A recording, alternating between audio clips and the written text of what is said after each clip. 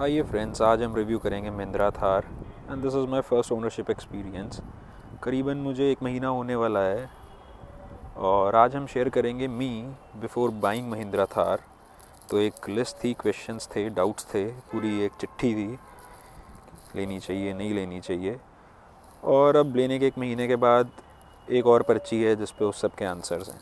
तो ये सब डिस्कस करेंगे, अपना पर्सनल एक्सपीरियंस। तो गाड़ी तो पहले दिन से मुझे पसंद थी, पहले दिन के बचपन से ही पसंद थी, चाहे पुरानी थार हो। मतलब जीप है यार, जीप का अलग ही क्रेज़ होता है। वो जो आती थी ना एकदम वीडियोस वगैरह जिसमें आगे का शीशा भी गिरा होता था और पीछे से पूरी कन्वर्टेबल, तो अलग ही चार्म होता था इन गाड़ियों का।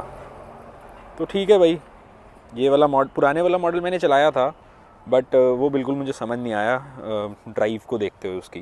तो बहुत हार्ड ड्राइव थी, इतना भारी इंजन बट फिर भी पिकअप नहीं, तो दैट वाज टोटली वेस्ट। और हमारी कहाँ 4x4 चलती है, हमने तो सड़क पे ही चलानी है टॉरे के लिए। तो ठीक है, उसके बाद ये आई भाई। अब ये आई तो इसकी लुक बहुत ही धाकड़, लुक भी धाकड़, और सेकेंडली ऑटोमेटिक दे रहे हैं। इंटीरियर देखे तो वो भी बहुत ही बढ़िया। पुरानी वाली तो ऐसे लगता था अंदर से ट्रैक्टर के इंटीरियर हैं। मतलब इस और उस गाड़ी का कोई कंपैरिजन ही नहीं है। तो ये तो मुझे एक लुक में पसंद आ गई थी और 1 साल से मैंने शोर मचा दिया था घर पे कि लो भाई ये। बट वही डाउट्स थे, मुझे खुद को डाउट थे कि हाँ 17-18 लाख रुपए की गाड़ी है तो स्पेंड करने चाहिए नहीं करने चाहिए, प्रैक्टिकल ना नहीं हुई तो क्या होगा, और ऊपर से कंफर्टेबल ना हुई तो क्या होगा, लॉन्ग जर्नीज पे चल पाएगी नहीं चल पाएगी। कि ठीक है, if we have a primary car वो ओके है, कभी 2 गाड़ियों की भी ज़रूरत पड़ती है बाहर जाने के लिए, तो इतना तो कम से कम कर दे ये। तो ठीक है, शोरूम जाने का प्लान बना कि चलो देख के आते हैं है क्या चीज़। पता भी था वेटिंग चल रही है, साल की वेटिंग है। पहली बात तो 6 महीने यही सोचते निकल गए कि साल की वेटिंग है। और मैं अपने सारे व्यूअर्स को ये ज़रूर बताना चाहूँगा कि ये पेट्रोल ऑटोमेटिक है और अब पेट्रोल पे वेटिंग पीरियड बहुत ही कम हो गया है। मुझे ये गाड़ी 7 दिन में मिल गई, कोई प्रीमियम नहीं, कोई एसेसरीज़ का चक्कर नहीं, कुछ नहीं। मतलब जो लोग महिंद्रा थार लेने की सोच रहे हैं या पूछ चुके हैं ऑलरेडी, तो उन्हें पता होगा कि ऊपर से 1 लाख रुपए की 80,000 रुपये की एसेसरीज़ लगवानी कंपलसरी है। बट ऐसा कुछ मेरे केस में बिल्कुल नहीं हुआ। पेट्रोल ऑटोमेटिक हर शोरूम पे अवेलेबल थी कोई ना कोई कलर, और मुझे स्पेसिफिकली ब्लैक चाहिए था। और जहाँ से मैंने ली गाड़ी तो स्टाफ वॉज वेरी कर्टियस। मैं 6-6:30 बजे के आसपास शाम को गया था ड्राइव लेने के लिए और चेक करने के लिए गाड़ी पहली बारी पर्सनली। तो उनके पास टेस्ट ड्राइव के लिए तो कोई गाड़ी नहीं थी, बट उन्होंने फिर कहा कि ये डिस्प्ले में जो खड़ी है हम आपको इसी पे टेस्ट ड्राइव करा देते हैं, you being a serious customer तभी। तो हमने कहा ठीक है सर, हम लेने में इंटरेस्टेड हैं तो आप कराइए। उन्होंने निकलवाई गाड़ी बाहर, और माइंड में था ऑलरेडी कि थोड़ी बहुत तो हार्ड होगी यार, कुछ ना कुछ तो अलग होगा ही होगा। मतलब you can not compare it to our normal sedans and every day use car, कुछ ना कुछ अलग होगा। बट फिर क्या हुआ, बैठे जी गाड़ी में, गाड़ी रिवर्स ली मैंने पहले निकालने के लिए, और स्टीयरिंग इतना लाइट था कि मतलब मैं अपनी छोटी उंगली से स्टीयरिंग क्या पूरी हर टाइम गाड़ी उसी उंगली से चला लूँ। ये पेट्रोल थी, मैंने डीजल की अभी तक कोई टेस्ट ड्राइव नहीं ली है, मैं अपना पेट्रोल का ही एक्सपीरियंस आपको शेयर कर रहा हूँ। तो उसके बाद बैठे, I am a very performance oriented बंदा, तो गाड़ी की परफॉर्मेंस मेरे लिए बहुत मैटर करती है। अगर डीजल में परफॉर्मेंस ज़्यादा होती पेट्रोल से तो मैं 6 महीने साल वेट करने के लिए रेडी था। बट मैं जिसमें परफॉर्मेंस कम है वो गाड़ी के साथ में जा ही नहीं सकता किसी भी हाल में। तो फिर गाड़ी में बैठे टेस्ट ड्राइव लेनी शुरू करी, और जैसे ही एक्सेलेरेटर पे पैर रखा, पिकअप बहुत अमेजिंग, इंजन एकदम साइलेंट, बिल्कुल ही रिफाइंड।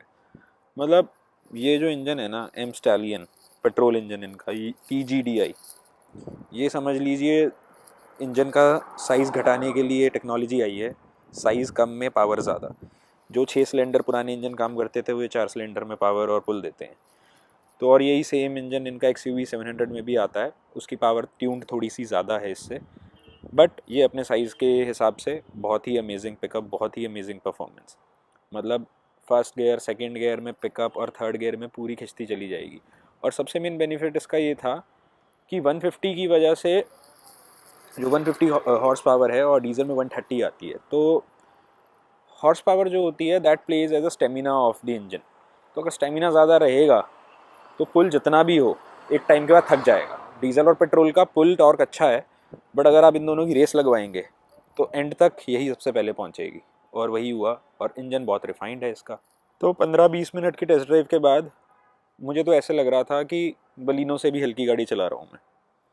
एक उसकी हाइट थी जो मेरे को रियलाइज़ करा रही थी बार बार कि नहीं मैं थार में हूँ, और हाइट तो इसकी इतनी अप है मेरे हिसाब से फॉर्च्यूनर से भी कुछ फालतू ही है हाइट वाइज, और सीटिंग पोजीशन अमेजिंग है।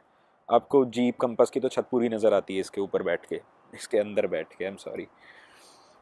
तो इतने में मैं पूरा कन्विंस हो चुका था कि गाड़ी का पुरानी गाड़ी से, पुरानी जनरेशन से कोई कंपैरिजन नहीं है, और लाइट एकदम, कंफर्ट वाइज एकदम ओके, कोई गड्ढे गुड्डे कुछ नहीं पता लगता इस गाड़ी को, और एकदम स्टेबल राइड थी। मतलब मैं रोज़ सिटी में चला सकता हूँ इस गाड़ी को, और हाईवे पे भी जा सकता हूँ, कोई दिक्कत नहीं है एट ऑल। और 1 महीने के एक्सपीरियंस के बाद मैं बहुत सेटिस्फाइड हूँ गाड़ी से। हर चीज़ इसकी बढ़िया है। मतलब लोग देखते हैं, आप बचपन से जीप का सपना होता है वो पूरा हो गया। एकदम ही डिफरेंट गाड़ी है, रॉ फील है, बढ़िया एकदम। और इंटीरियर सब कुछ ओके रिपोर्ट है एकदम, क्वालिटी एकदम ओके है। हाँ है हार्ड प्लास्टिक की, बट हार्ड प्लास्टिक में भी क्वालिटी आपको चीप नहीं लगेगी, रगड़ लगेगी। अभी हम इंटीरियर में बैठेंगे तो इंटीरियर की बात करेंगे, उससे पहले हम इसके एक्सटीरियर के पॉइंट्स वगैरह डिस्कस कर लेते हैं सारे। और ये महिंद्रा थार का फ्रंट लुक हो गया। ये हेडलाइट्स जो हैं ये मैंने बाहर से आफ्टर मार्केट करवाई हैं। पता नहीं, कंपनी को थोड़ा तो बेटर हेडलाइट्स देनी चाहिए कंपनी से, वो हेलोजन लैंप वाली ही आती है। बट ठीक है, जिनको एकदम ही रॉ और रगड फील की लुक है तो उनके लिए बहुत बढ़िया है, वो भी अपनी जगह है, that has a style. Fog lamp हो गए। उसके बाद आपका ये बोनट हो गया। ये बोनट के जो ये हैं क्लैंप कहोगे क्या कहोगे, तो ये सब बहुत ही इसको फील देती हैं इस चीज़ में। और ये थार की बैजिंग है, बढ़िया है सब कुछ। मतलब colour combination, styling, everything is okay, कुछ भी ऑड नहीं लगता। मतलब मुझे पर्सनली तो लगता ही नहीं इसमें, और क्या करेंगे, ठीक है। उसके बाद हम टायर की बात करते हैं। 18 इंचेस टायर हैं सीएट के। तो मैं उन लोगों को ये ज़रूर बताना चाहूँगा कि जो कंपनी ये टायर देती हैं, तो this is made for on road end of road, जहाँ पे दोनों जगह काम कर पाए। अगर आप बाहर से लो प्रोफाइल टायर्स वगैरह कराते हैं तो इस चीज़ का ज़रूर ध्यान रखें कि टायर की जो प्रोफाइल है, जो ये थ्रेड वर्क होता है सारा टायर में, ये इसको ऑफ रोडिंग में मदद करता है। तो गाड़ी की मैकेनिक्स जितने मर्जी बढ़िया हो जाएं, अगर टायर उसके अकॉर्डिंग नहीं है तो ऑफ रोडिंग में आपका ये ढंग से साथ नहीं दे पाएगी। तो टायर, मुझे एलॉय का डिज़ाइन सब कुछ ओके लगता है। मुझे बिल्कुल नहीं लगा इसमें कुछ चेंज कराने की ज़रूरत है। और उसके बाद बस एक ही ये कमी है एक्सटीरियर में, ये जो फ्यूल लिड देख रहे हैं ये चाबी से खुलता है, और इसके लिए आपको, अभी सर्दी का मौसम है तो मुझे इतना फ़र्क नहीं पड़ रहा उतर के करने में भी, बट गर्मियों में जब गाड़ी का इंजन ऑफ होगा और निकल के आना पड़ेगा, हो सकता है एक और चाबी रखनी पड़े हमेशा साथ में कि इंजन ऑफ ना करना पड़े। अब रियर की बात करें तो वही एंटीक लुक, जीप वाली सॉलिड टायर पीछे लटक रहा है। मतलब यार ये चार्म ही अलग है इस चीज़ का। मतलब कोई गाड़ी आपको इस सेगमेंट का, मतलब इसके बाद जीप रैंगलर ही है जो आपको ये फील दे सकती है, और कोई गाड़ी नहीं दे सकती। दिस इज़ मतलब one of a kind. Thar की बैजिंग हो गई, और ये अलॉय पीछे टंगा हुआ है। आइए खोल के देखें बूट। सबसे बड़ा ड्रॉबैक जो इस गाड़ी में है वो इसका बूट है, बूट स्पेस है इनफैक्ट। तो बूट स्पेस में तो बिल्कुल जगह है ही नहीं। आप ये लगा लीजिए, अगर आप practically this car is a two seater for long journeys. मतलब 2-सीटर इसलिए क्योंकि पीछे सामान कितना, 2 बंदों का आएगा मुश्किल से, दो मीडियम साइज़ बैग आ जाएंगे ज़्यादा से ज़्यादा, इससे ज़्यादा कुछ नहीं आ सकता। तो ये एक डिसअपॉइंटमेंट है। और बाकी आप थ्रेड सुन रहे हैं डोर का, इतना हैवी है ये, बहुत ही लाइटली मैंने पुश करा है उसको अभी, और बहुत ही बढ़िया है। अब हम इंटीरियर में जाएंगे और सारे पॉइंट्स डिस्कस करेंगे। बहुत सारे पॉइंट्स हैं अभी भी इंटीरियर से रिलेटेड, परफॉर्मेंस से रिलेटेड, गाड़ी चलती कैसी है, एवरेज कैसी है, और इंफोटेनमेंट कैसा है, एसी कैसा है, अंदर की लुक एंड फील, सब कुछ डिस्कस करते हैं। आइए अंदर चलते हैं। और हाँ, गाड़ी की हाइट है, मतलब आई एम 5'9", तो बिना फुटस्टेप के कंफर्टेबल नहीं रहता। और इसमें एक और चीज़ आपको मैं ज़रूर बताना चाहूँगा, जो इसकी सीट है, क्वालिटी इज़ अमेजिंग। फैब्रिक और लेदराइट का बहुत ही गुड मतलब कि वो है, ब्लेंड है। स्टिचिंग विचिंग हो रखी है पूरी, आपको बढ़िया गाड़ी की फील देगी। बिल्कुल इसमें आपको फील नहीं होगा कि आप किसी भी सस्ती गाड़ी में बैठे हो। हाँ, और फुट रेस्ट के बिना पैर रखे आप पूरा चढ़ नहीं पाओगे। और अगर आप ले रखी है थार आपके पास है तो ज़रूर ध्यान रखिए, जो ये वाला पार्ट होता है ये कुछ टाइम बाद लटक जाता है, ख़राब हो जाता है, क्योंकि हम जब भी चढ़ते हैं बिना फुट रेस्ट के या बिना उतरते हैं तो ये बिल्कुल नीचे हो जाता है और बिल्कुल उधर जाता है। तो ये डोर है गाड़ी का, थार की बैजिंग, और हिलता कुछ नहीं है, सब कुछ सॉलिड है। और ये हम अंदर आ गए हैं गाड़ी के। ये सारा जो MID डिस्प्ले है उसका फंक्शंस कंट्रोल करने के लिए है। अब मैं जैसे ये वाला जो बटन है ये दबाऊंगा तो इसका ये सारा कुछ चेंज होगा। एक्सेल्स वगैरह जब आप 4x4 में डालेंगे तो इंडिकेट करेगा। इनफैक्ट आपके जो टायर पोजीशनिंग है, जब आप स्टीयरिंग किस डायरेक्शन में है वो भी बताता है। गाड़ी एक बार स्टार्ट कर लेते हैं और आवाज़ सुनेंगे गाड़ी की। अभी मैंने डोर भी खोल रखा है कि आप आवाज़ सुने कैसी है। बस यही आवाज़ है। And we will accelerate now. Amazing, just like a normal petrol car, very refined. थ्रेड सुना है डोर का, गाड़ी सॉलिड है भाई हर तरफ से। ये इसका बेसिक डैशबोर्ड है और स्टीयरिंग देखने में भले ही आपको सिंपल लग रहा हो but everything is soft to touch over here. ये और ये जो मटेरियल यूज़ करा गया है प्रीमियम है, कोई दिक्कत नहीं है। मतलब बहुत ही फंक्शनल और बहुत ही डिसेंट लुकिंग कैबिन है। थार के स्टैंडर्ड्स के हिसाब से या किसी भी प्रॉपर ऑफ रोडर के हिसाब से इंटीरियर एकदम बढ़िया दिए गए हैं गाड़ी में। और ये रूफ है इसकी गाड़ी की, मतलब हर टाइम आपको कुछ ना कुछ अलग ही फील देगी गाड़ी। ये स्पीकर हैं 4, स्पीकर की आवाज़ भी बहुत ही डिसेंट और बढ़िया है, कोई प्रॉब्लम नहीं आएगी गाड़ी के अंदर। ये लाइट हो गई और ये पीछे पूरा रोल केज है, मतलब पूरी ऑफ रोडिंग के हिसाब से बनाई गई है। हर तरफ ग्रैब हैंडल्स हैं, आगे डैश में ग्रैब हैंडल है और आपका पीछे पूरा रोल केज है। सीटें जो पीछे वाली हैं वो भी रिक्लाइनर हैं, तो कंफर्ट में कोई इशू नहीं आता, 2 बंदे बहुत ही आराम से बैठते हैं। बस गाड़ी में थोड़ा सा अंदर आना जाना थोड़ा सा हो सकता है, बट लॉन्डे लपाटो की गाड़ी है, क्या दिक्कत है, बहुत ही बढ़िया है। जो टच है उसका, हाँ तो फ्लूइड है, कोई दिक्कत नहीं है। इसमें एडवेंचर स्टैटिस्टिक्स है, हाँ, और इसमें ना GPS है गाड़ी में। अब मुझे ये पता नहीं कहाँ होगा, लेकिन कस्टम में, हाँ, तो GPS गाड़ी में इनबिल्ट आता है जो सैटेलाइट से कनेक्टेड रहता है, तो वो आपको बिना फ़ोन के भी आपकी लोकेशन और सब कुछ बताएगा ये। तो गाड़ी में कुछ बहुत क्वर्कीनेस है।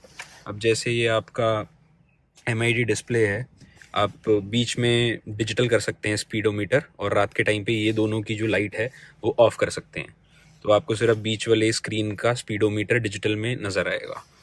तो ठीक है, कूल थिंग। और ये आपके AC वेंट्स हैं, इसको आप ऐसे करके खोल, उसकी जो वेंट है AC का पर्टिकुलर इंडिविजुअली बंद और ऑन कर सकते हैं।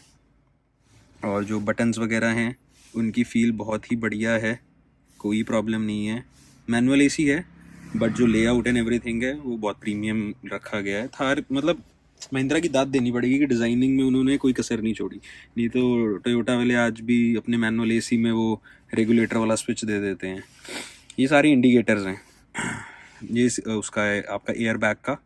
अब लोग पूछेंगे कि एयर बैग ऑन और ऑफ़ करने का क्या रीज़न है। तो होता क्या है कि हमारे यहाँ ट्रेंड नहीं है, बट बाहर अगर बच्चा आगे वाली सीट पे बैठा है तो उसके लिए एयर प्रेशर जो एयर बैग से होगा वो हो सकता है उसके लिए मतलब लाइफ थ्रेटनिंग हो, तो वो आप ऑफ़ कर सकते हो उसको प्रॉपर सीट बेल्ट से सेफ्टली फासन करके। और ग्लव बॉक्स बहुत ही छोटा है, मतलब सिर्फ गाड़ी का डैशबोर्ड साफ़ करने के लिए 2 कपड़े रखे हुए हैं, इससे ज़्यादा कुछ नहीं आ सकता इसके अंदर, एक्सपेक्ट भी मत करिए। और ये आपका गियर लीवर है 4x4 करने का।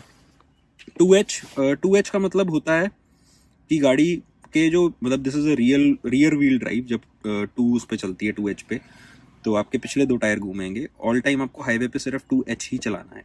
फिर आपका 4H आता है, 4H इज़ 4x4, तो ये 4 व्हील ड्राइव हो जाएगा आपका।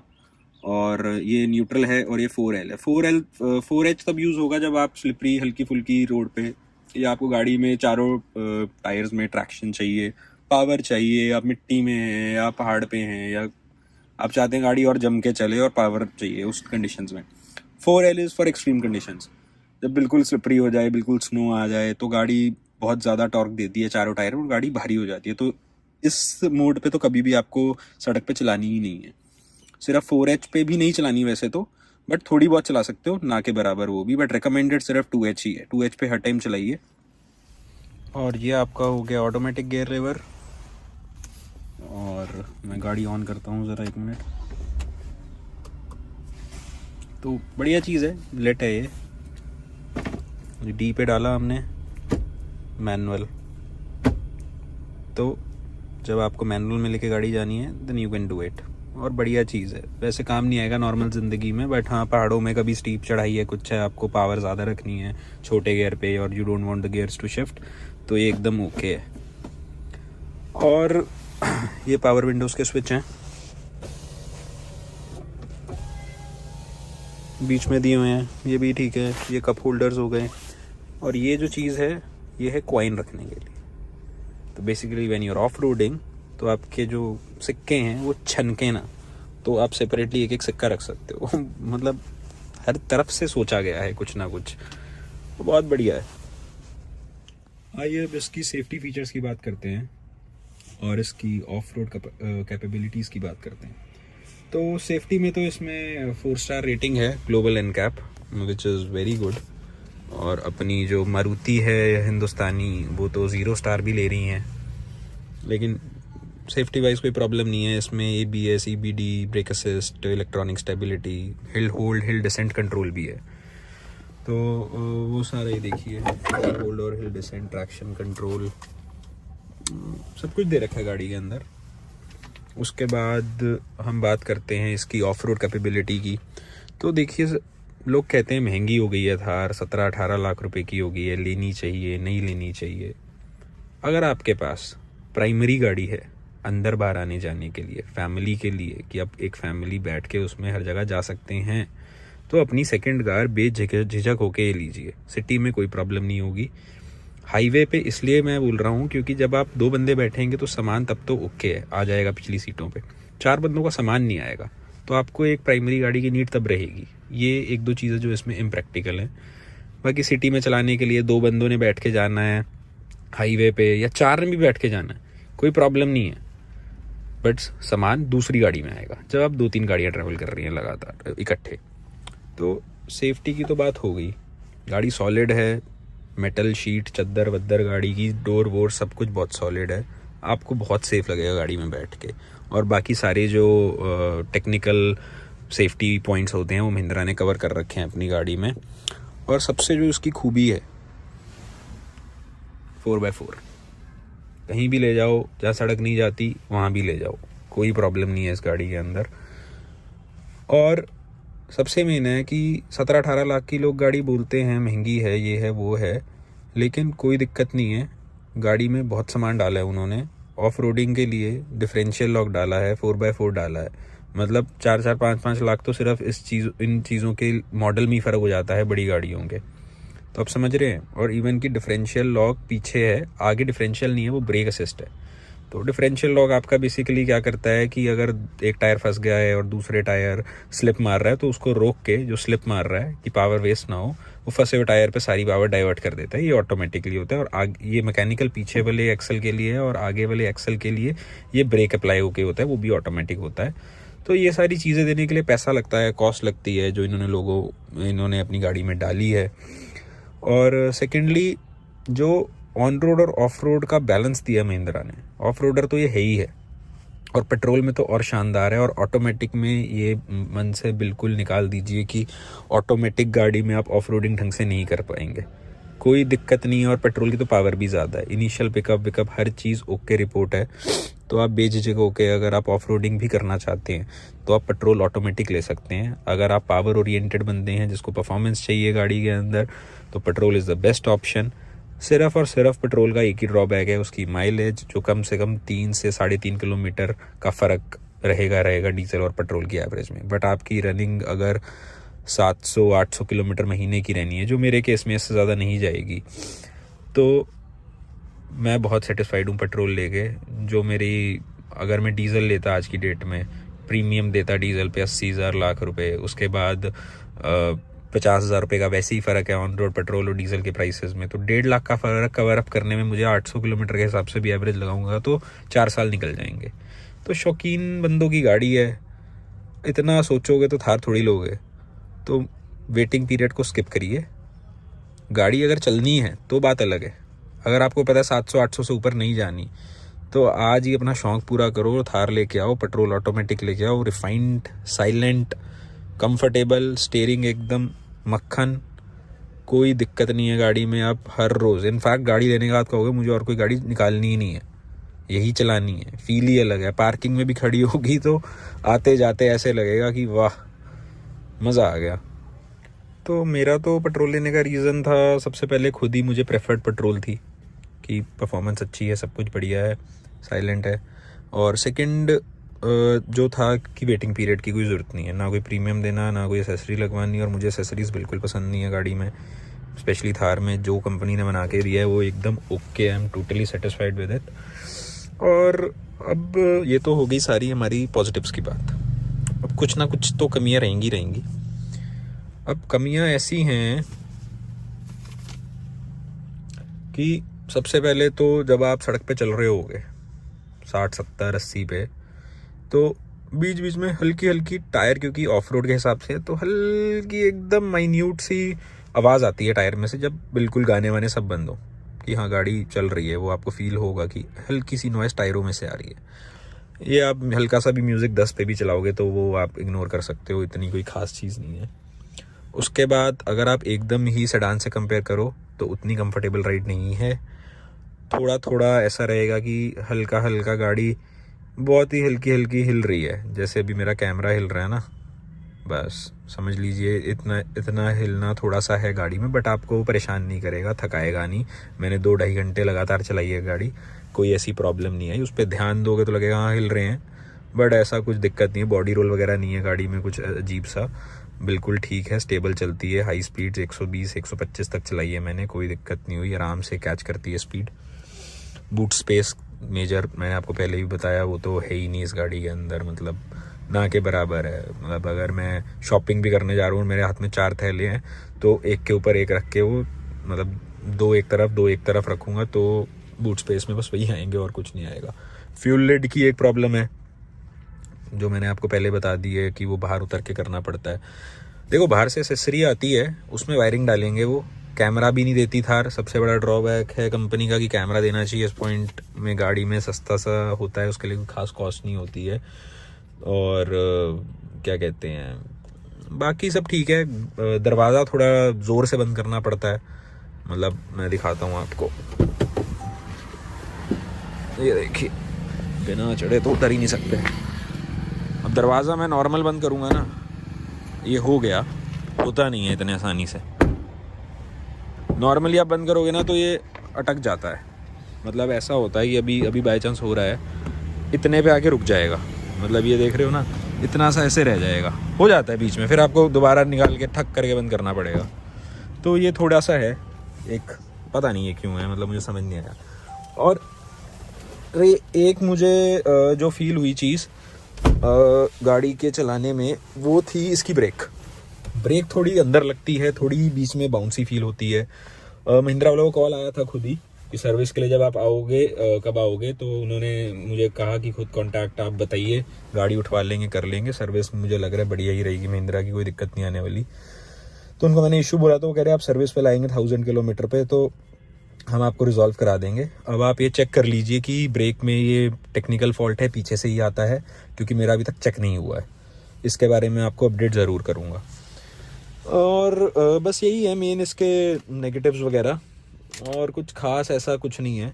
बाकी नेगेटिव्स ढूंढने पे तो हर गाड़ी में कुछ ना कुछ तो ज़रूर निकल आएगा, उसके बिना गाड़ी बन नहीं सकती, कोई भी चीज़ नहीं बन सकती, कुछ ना कुछ तो ऐब रहेगा ही रहेगा हर चीज़ में। बाकी ऑफ रोड बढ़िया है, मैंने करी नहीं है खैर। बाकी जो सामान दे रखा है इन्होंने ऑफ रोडिंग के लिए अंदर डाल रखा है मैकेनिकली, वो बहुत बढ़िया डाल रखा है, और सेफ्टी वेफ्टी सब बढ़िया है। हाँ, रूफ टॉप जो है वो हार्ड क्यों लिया और सॉफ्ट क्यों नहीं लिया, देखो शौकीन बंदों की तरफ से देखो और दिल से सोचो तो सॉफ्ट का मज़ा ही अलग है, लेकिन वो होएगा कि 6 महीने में एक बारी आप खोलोगे जब पहाड़ों में जाओगे या कहीं घूमने जाओगे, चलानी दिल्ली में रहना दिल्ली में है, और हाईवे के ऊपर भी जब आप शिमला या कहीं भी घूमने जा रहे हैं, जब पहुंचोगे पहाड़ों तक, ड्राइव आपने हाईवे से करके जानी है। और सॉफ्ट टॉप में क्या प्रॉब्लम है कि जो पीछे चद्दर ही है वो basically, it's not a premium thing, तो वो हिलती है जब हाई स्पीड पे, तो आवाज़ आती है शेकीनेस की, बिल्कुल हल्की हल्की, और नॉइज़ भी आती है, एसी इफेक्टिवनेस घट जाती है गाड़ी की, लीकेजेस की प्रॉब्लम हो सकती है। तो this is a more practical option. और बस यहीं मैं वीडियो ख़त्म करूँगा। गाड़ी एकदम बढ़िया है।